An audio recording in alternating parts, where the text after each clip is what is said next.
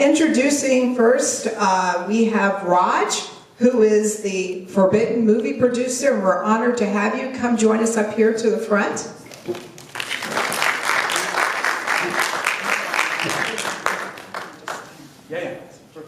Okay. Next, we have Anima Desai, who will join him as part of the panel. Some applause. We have Kavita Shrihar. She is the radio personality from Ducati.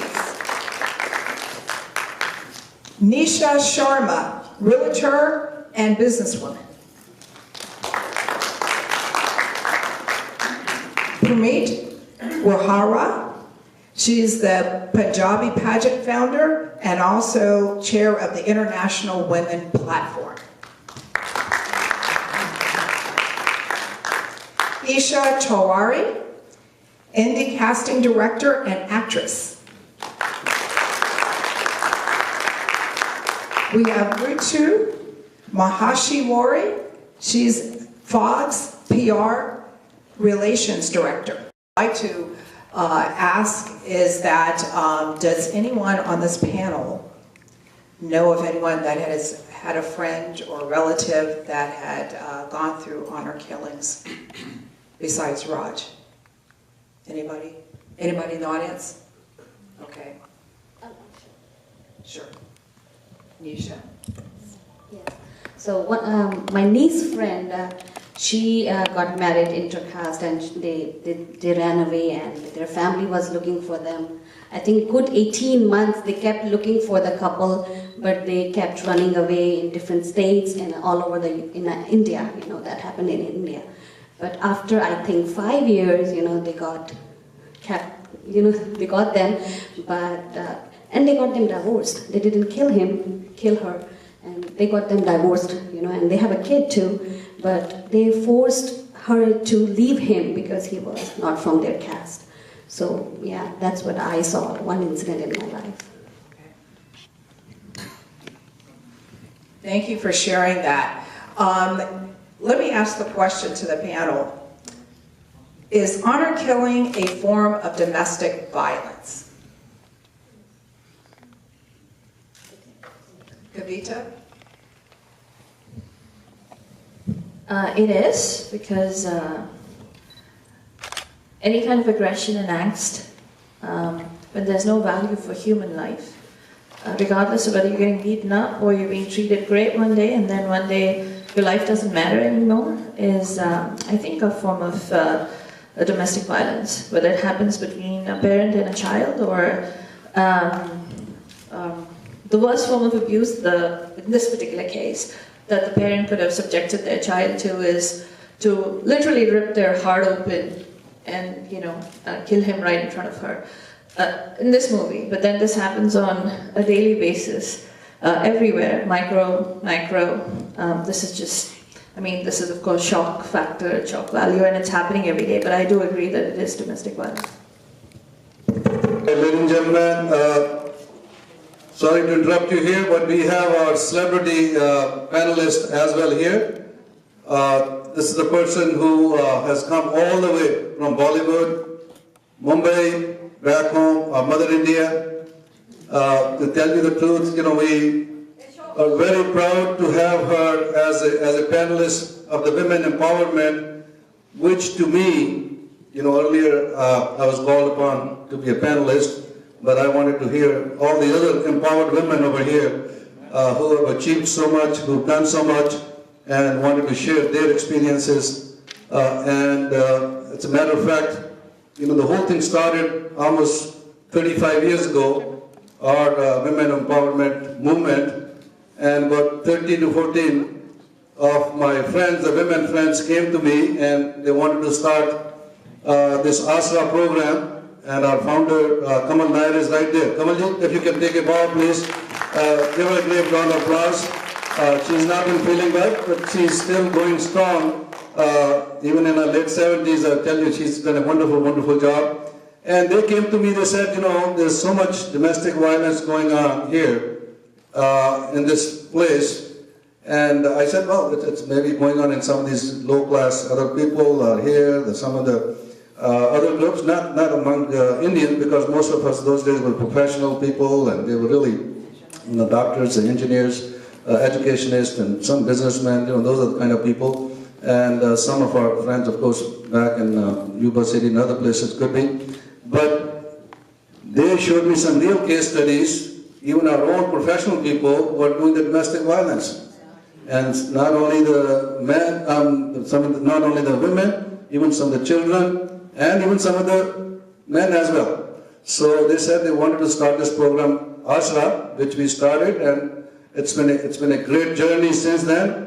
And along the way, we have Anima Desai come forward, said Indian Women Empowered, IWE, and she said all our empowered women need to inspire others, empower others, share their experiences, so that people out there who always feel shy or who have been downtrodden, they can come forward. So it's not only the domestic violence problem. There was a lot of human trafficking going on, sex trafficking going on, gender equality, glass ceiling. So there are so many issues which these folks have been talking right over here, and over the years we have addressed a lot of those. And today happens to be honor killing, which is a little bit debatable, but I tell you that it's good to debate these issues so that a lot of other things come forward.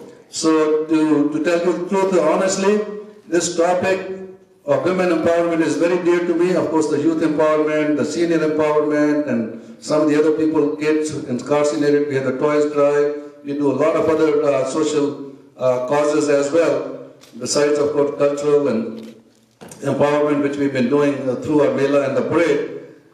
Today, at Facebook, I come to know our celebrity over here.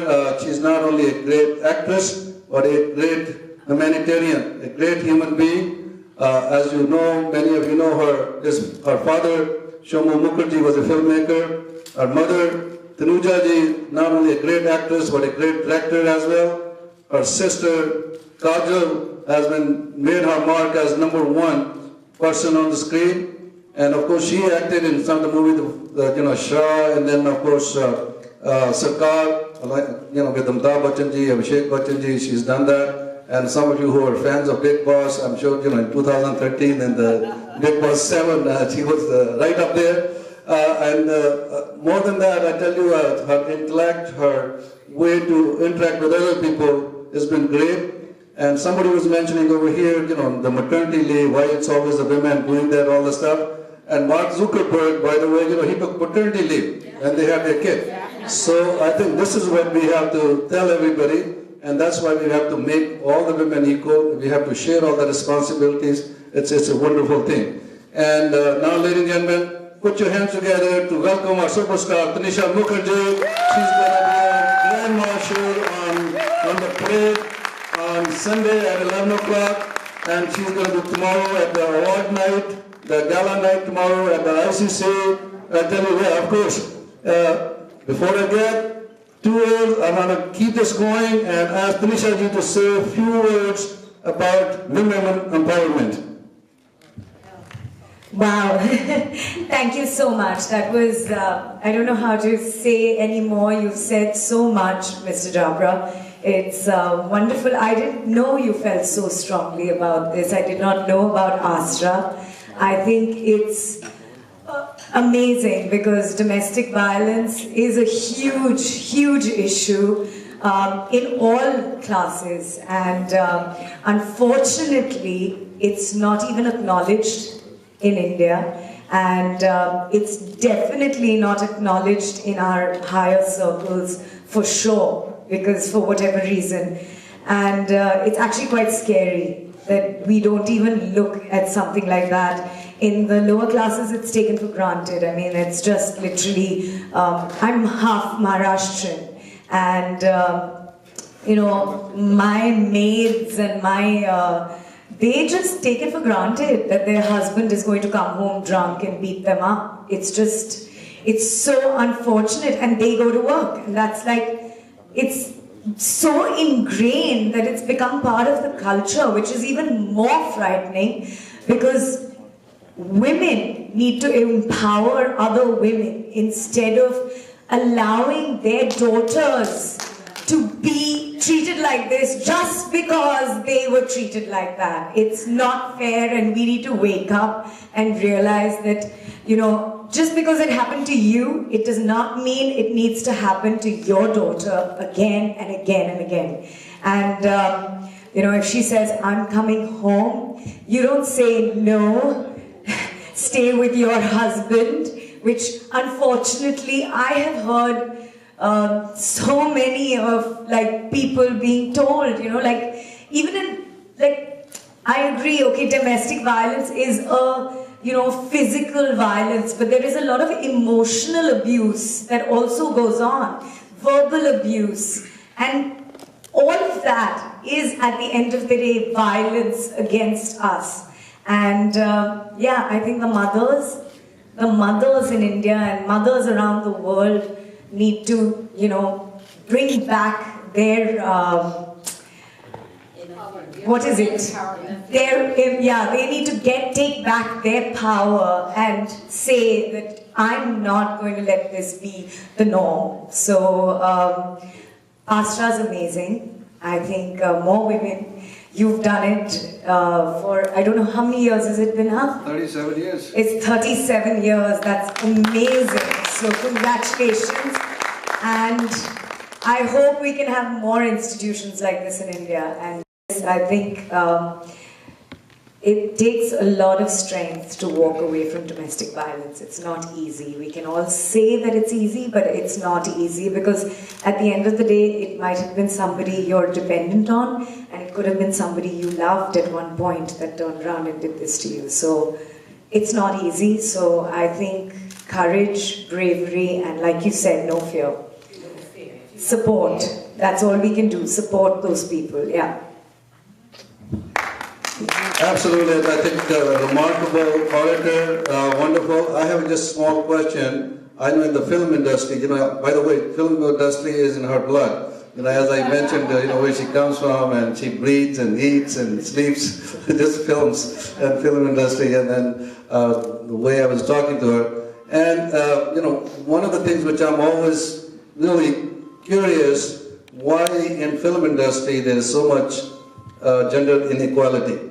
I mean, there's, whether it's Hollywood, whether it's Bollywood, whether it's anywhere else, it's always, you know, the men getting so much more money than women, while, you know, in acting and as actresses, I've always admired some of these great actors like her and her sister, who've done a wonderful, wonderful job. Is this being addressed? Is there any movement out there? Is there anything being done about this equality? Because it's not only, you know, I'm not talking about just the film industry, in the corporate world out there, and general people over there, general job places. I think that's where the empowerment starts from. Like many of the panelists here were mentioning about it, but people talk about it and forget about it. But they need to have a movement out there, and if film industry sets an example, I tell you, it'll be followed all over.